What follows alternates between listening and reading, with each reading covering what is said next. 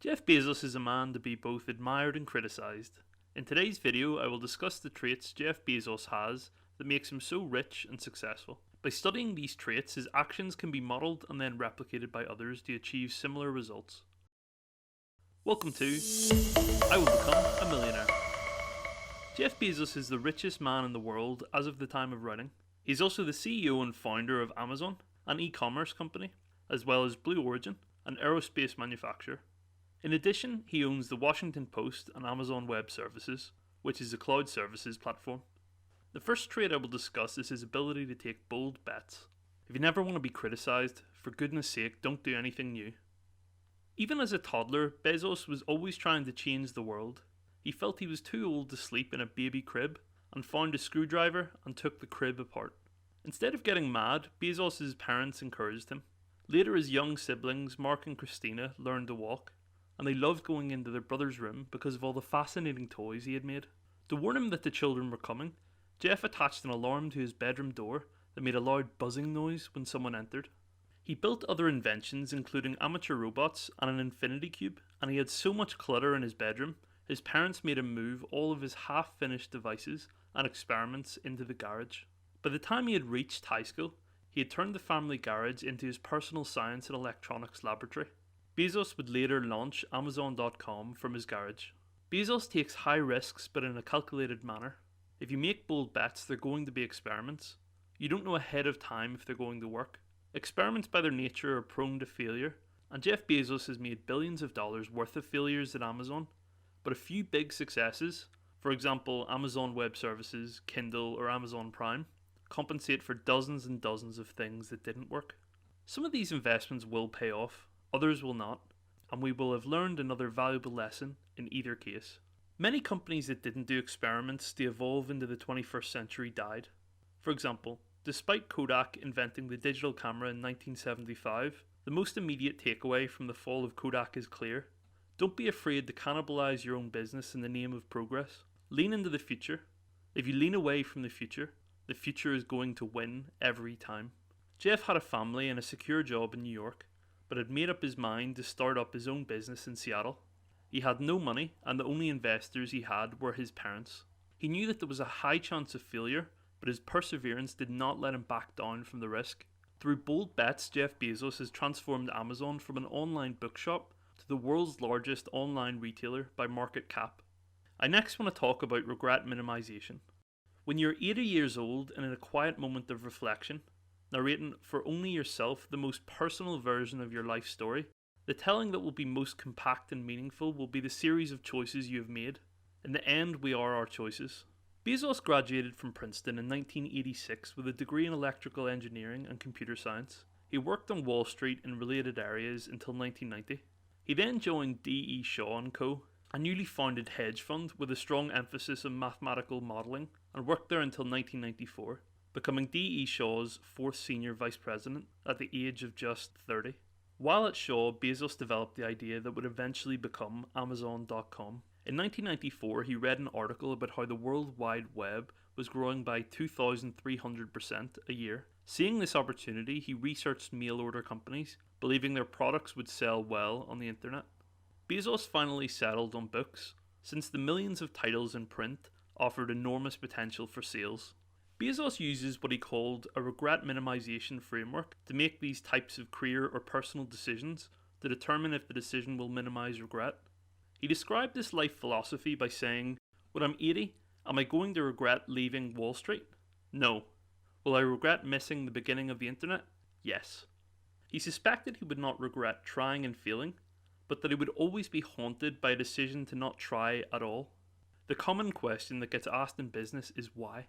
That's a good question, but an equally valid question is, why not? Bezos is a very long-term thinker. My own view is that every company requires a long-term view.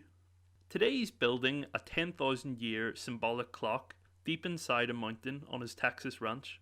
Bezos believes that long-term thinking will allow humans to accomplish things they wouldn't otherwise accomplish and mitigate against self-destruction. Amazon started as an online bookstore, but Bezos wanted to create a store that sold everything. In 1998, Bezos diversified into the online sale of music and video. The company has since expanded to a wide variety of other e-commerce products and services, cloud computing, and artificial intelligence. It is currently the world's largest online sales company, the largest internet company by revenue, and the world's largest provider of virtual assistants and cloud infrastructure services through its Amazon Web Services branch. To push Amazon forward in the beginning, Bezos developed the mantra, "Get big fast," establishing the company's need to scale its operations to produce market dominance. He favoured diverting Amazon profits back into the company in lieu of allocating them amongst shareholders in the form of dividends. He secured money from investors and told them he would not issue dividends, but that the overall returns would be much greater that way. To date, Amazon has never paid a dividend. Some of the tactics used for growth could be brutal. For example, Bezos would invite third parties to sell on Amazon, watch what the businesses would do, then copy them, and go direct to the wholesaler and undercut them or put pressure on them to keep increasing the cut they give to Amazon.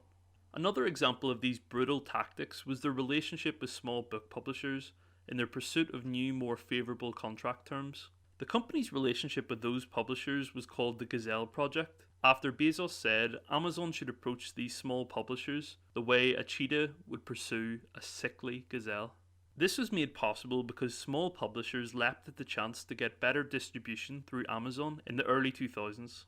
However, once dependent on Amazon for sales, Amazon turned the screws, demanding longer pay periods and lower discounts. Publishers who didn't pay to play would get unfavourable treatment, making their books more expensive and harder to find. In some cases, they even withdrew the sales facility if they didn't agree to the new terms. And because these publishers may see their sales decrease by 40 to 90% in a month, they would then have to cave in. Then he moved on to the next weakest one. A company shouldn't get addicted to being shiny, because shiny doesn't last. Obsessive focus on customer experience. If you're competitor focused, you have to wait until there is a competitor doing something. Being customer focused allows you to be more pioneering. Bezos has a burning infatuation with creating something complementing the desires of his customers. To keep this fact in mind, Bezos always keeps a chair empty in meetings for the customer to bring forth their voice. A massive benefit of Amazon's focus on the customer, resulting in low prices, is that they get around being labelled a monopoly, because the purpose of current anti-monopoly laws is to make the prices lower for the consumer and help the customer, rather than the traditional view of monopolies stifling market competition. To ensure these savings, there are many things that Jeff Bezos does. He spends millions on lobbying, more than any other tech company. He owns the Washington Post, which is the hometown newspaper of the decision makers in the US government, which he bought for $250 million. He also bought a massive home in Washington, where he hosts these influential people from time to time. This allows him to get a lot of government contracts, and he even has a 10-year contract from 2013 with the CIA for Amazon Web Services. This also allows him other benefits. In 2017 and 2018, Amazon paid $0 in US federal income tax. In fact, thanks to tax credits and deductions, Amazon received a $137 million refund from the federal government in 2017, as well as a federal tax refund of $129 million for 2018. In 2019, they paid $162 million, which is only around 1.2% of the $13.9 billion in pre-tax income Amazon reported.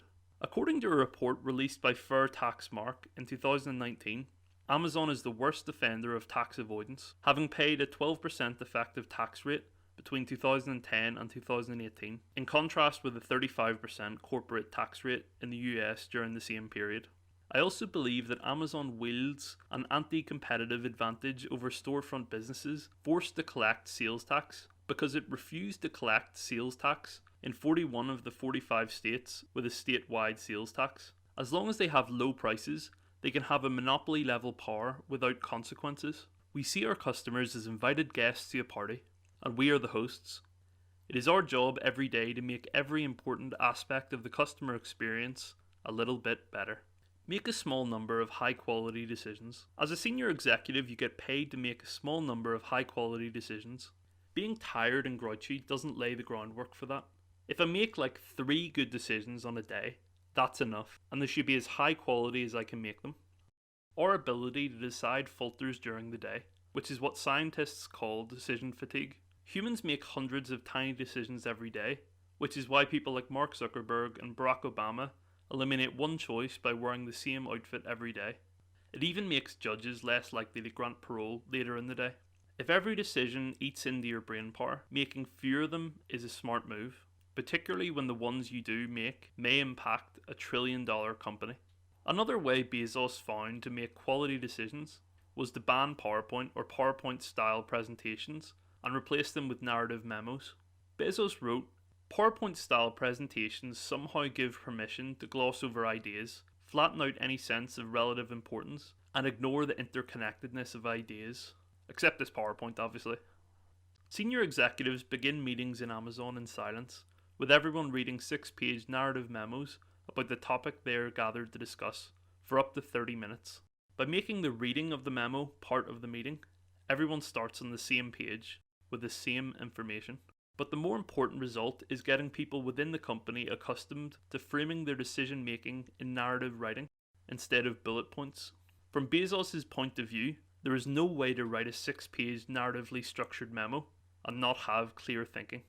It is always day one. The third part of high quality decision making is operating with a beginner's mind. According to Bezos, the operational difference between day one companies, which are his preference, and day two companies is that they are the companies that think they've already figured everything out. Companies make high quality decisions, but they make high quality decisions slowly. To keep the energy and dynamism of day one and stave off day two, Bezos makes high quality, high velocity decisions. I work in an Amazon building named Day 1, and when I moved buildings, I took the name with me. He wrote, "Day 2 is stasis, followed by irrelevance, followed by excruciating, painful decline, followed by death, which is why it's always day 1 at Amazon." This kind of thinking is key to Bezos' success, and it's what makes Amazon so unstoppable. If you want to get to the truth about what makes us different, it's this. Bezos says, veering into a familiar Jeffism, "We are genuinely customer-centric, we are genuinely long-term oriented, and we genuinely like to invent." Please like and subscribe if you enjoyed this video. Let me know your opinions, questions and suggestions in the comments below. I've attached a link to a great biography on Jeff Bezos in the description if you want to buy it. Thanks for watching and have a great day.